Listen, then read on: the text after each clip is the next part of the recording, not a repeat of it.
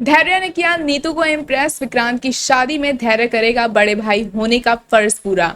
Hey guys, welcome back to the channel. Show Mannat में इस वक्त जैसा कि हम देख रहे हैं कि डीसीपी धैर्य को सारी सच्चाई पता चल चुकी है कि जो विक्रांत है वो उनका भाई है, और इसके बाद वो खुद को रोक नहीं पा रहे हैं अपनी माँ से लाख बार ये बात कहने के बावजूद। अब डीसीपी धैर्य जो है हार के ऐसा सोचते हैं कि कुछ ना कुछ अब मुझे ही करना होगा, क्योंकि माँ तो विक्रांत को वापस लाने के अभी उसमें एक्शन मोड में है नहीं।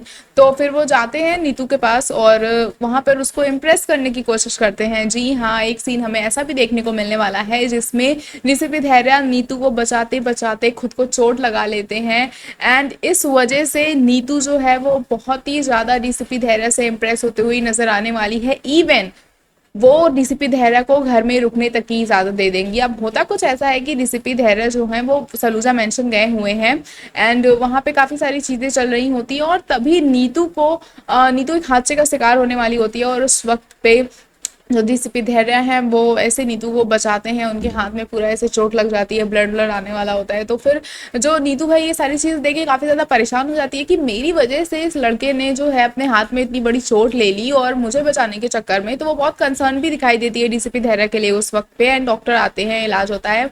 मन्नत सजेस्ट करती है कि घर पे कौन है आपका ख्याल रखने के लिए, तो मन्नत को बताता है डीसीपी धैर्य की चार दीवारें, और मैं उस वक्त वो अपनी माँ का जिक्र करता हुआ नजर नहीं आ रहा है। इसका मतलब ये है कि जो डीसीपी धैर्य है वो जानबूझ के ये बात छुपा रहा है कि उसकी माँ भी है, और उसने ऐसा प्रिटेंड किया कि हाँ मैं अकेला हूँ, ताकि ये लोग जो है उसे रोक ले। और होता भी वही है, मन्नत जो है डीसीपी धैर्य को रुकने के लिए भी इंसिस्ट कर देती है।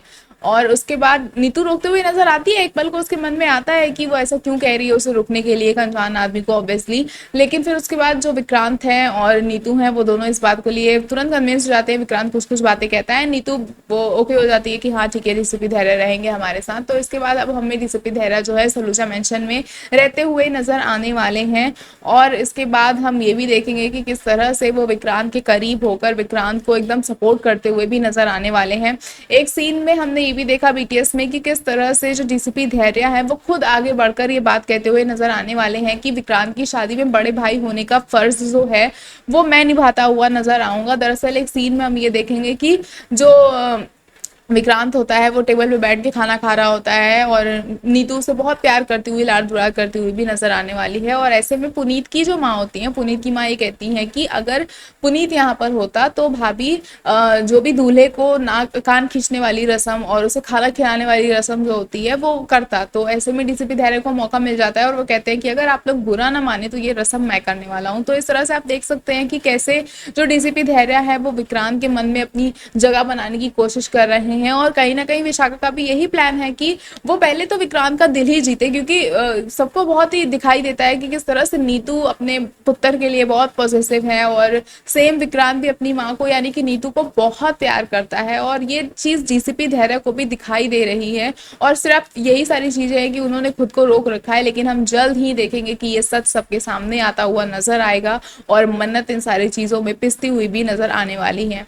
ऐसे ही और अपडेट्स के लिए जुड़े रहे हमारे चैनल के साथ, देखते रहें फिल्मी लाइव।